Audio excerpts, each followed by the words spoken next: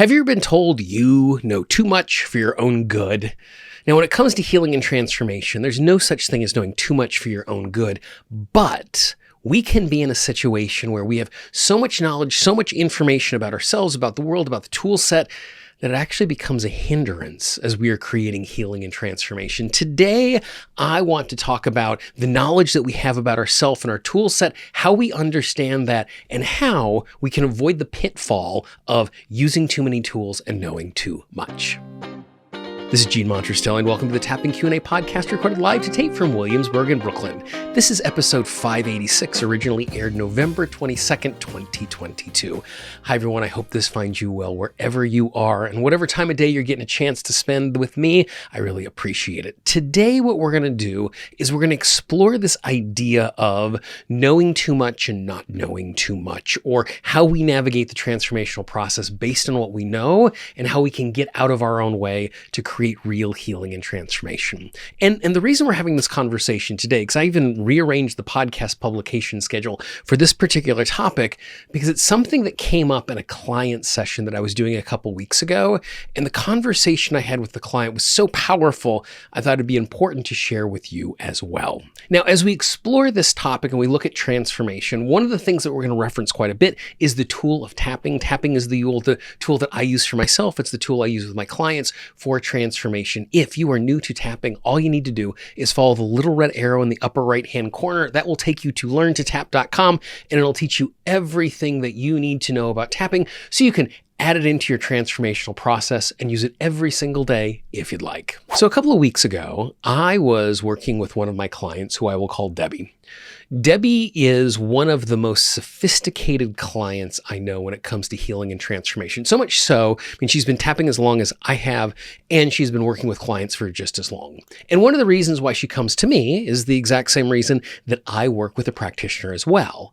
Just because we're skilled at this, sometimes having someone on the outside is really useful and beneficial because we're in a circumstance where, number one, they're able to hold a safe space for us, because when we're tapping on our own, sometimes it can be difficult to work on the issue and still hold the container to keep us safe. And number two, we provide some outside experience, because sometimes we are so close to our own experience that we are notoriously bad eyewitnesses to our own experience, and having someone on the outside makes it significantly easier to get some insight into our transformation. And because she is such a sophisticated client, that when we got on the call, she said, this is the issue I'm dealing with, and I've tried this, and I've tried this, and I've learned this, and I've tried this.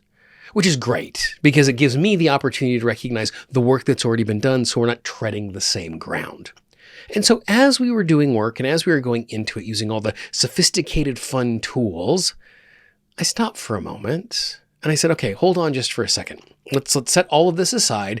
If you feel comfortable doing this right now, what I want you to do is tune into the situation. And we tuned into the situation. Details aren't important for this. And I want you to tune into, as you think about the situation, what's the leading edge emotion that you feel? And for me, I like that question, what's the leading edge emotion? Because oftentimes we have this entire constellation of emotions. And if we're trying to describe our emotional experience, it becomes hard. But if we're saying what's kind of the front, the leading edge of it, what's the piece we hit first, sometimes it's easier for us to engage. And so she takes a nice big deep breath. She continues to tap on her collarbone, and she says, I feel a lot of sadness. I'm like, great. And if you feel safe and you feel comfortable doing this, what I want you to do is I want you to plunge into the sadness. I want you to experience it fully. I want you to just be present to it, and we're going to keep tapping, and I'm going to keep you safe. And so we spent a number of minutes tapping on the sadness. Not a lot of specifics, just the sadness. Not a lot of specifics, just the sadness. And then as the sadness started to release, she goes, great. Now there's a lot of anger. Now, this is not uncommon when sadness releases, because sadness is the emotion of being disconnected from something that is important. That's what grieving is. I'm missing a loved one, an experience, an opportunity, something that was good in the past, something that I was hoping to have that I never had the opportunity to do. And once we process through that sadness, there can be a sense of anger and injustice because we missed out or we lost the thing. And so again, I said, if you feel comfortable with this and okay, I want you to plunge into the anger. I want you to turn it all the way up. I want you to feel it. I want you to amplify it. And we're going to tap on it. And so we spent another 4 or 5 minutes just in the anger. And then the anger cleared as well. And on the other side of that, there was insight.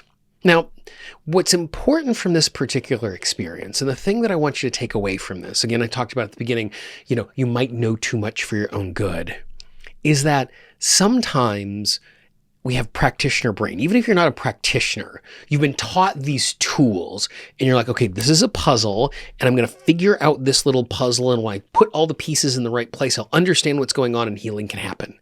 And I am as susceptible of that as anybody on the planet. That is the way that I teach. That is the way that I think. I'm always thinking in tools and frameworks and processes. And as useful as those things are, sometimes the entry point is just the human experience of the emotion. And so in this case, for my client to have the clearing that she wanted to have, what we needed to do is we both needed to lay down all of our tools and all of our techniques and just go back to the human experience of the emotion. And one of the things that happens is sometimes we prevent our healing on a subconscious level because we want to understand why we are the way that we are. And there's a lot of value in understanding why we are the way that we are. Because if I understand why I am the way that I am, then I can prevent it in the future. Then I can fix it in the past. Then I can make sure it doesn't happen again. But sometimes we're not going to know that. Sometimes it might be a long time before we know that. And if we prevent the healing in the short term, waiting for the understanding, we are depriving ourselves of the healing.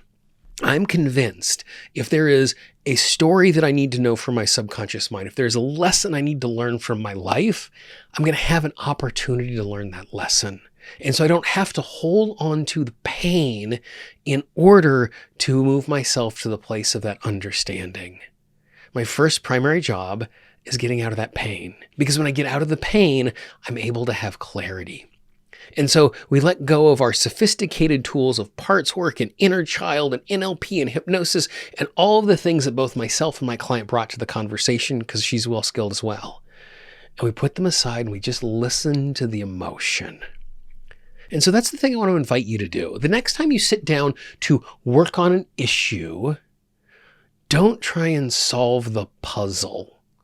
You're going to do that. As the emotions unfold, as you do transformation, you're going to get insight, you're going to get transformation. But if you feel stuck, if you feel resistance, if you feel like you can't find your way in, let go of the sophisticated tools, let go of the sophisticated processes, and just go there emotionally. Now, the one caveat to this is, obviously, if we're going to dive into deep emotion, we want to do that in a safe way. You'll notice as I was telling the story about my client, every single time before we jumped in, I said, is it okay if we go there? Because when we're doing transformation, it's not just about the moment, it's about the moment that comes after. It's not just about healing right now, but it's the resource state that we are in when we are done as well. It is so vital that we re-ravel ourselves before we continue on. And so if you feel like going there deeply is going to be an emotional experience that feels too big for you to handle on your own, that's the perfect opportunity to reach out to a friend, a skilled practitioner, someone who can walk with you inside of that. But oftentimes, I'm in a circumstance where the emotions are big, but they're not so big that I can't handle them on my own, but I'm just not choosing to go there because I'm using a tool or a technique. And when I just give myself permission to just melt into and be present to the emotion in a deep, profound way, it makes the healing and transformation easier. So the next time you sit down to tap, give yourself permission, just give it a try. Don't use the tool, don't use the technique, don't use the really sophisticated thing, the newest thing you just learned, the podcast you just watched, the training you just attended. Give yourself permission to just tap, to just tune in, and to just feel that emotion. I think it will make a huge, huge difference for you. If you enjoyed this little tool, this little conversation on your screen right now, you'll actually see a playlist of a bunch of tools and techniques that I love to use to create transformation. Click on that playlist, keep watching the videos. I'm sure it will make a big difference in your day today.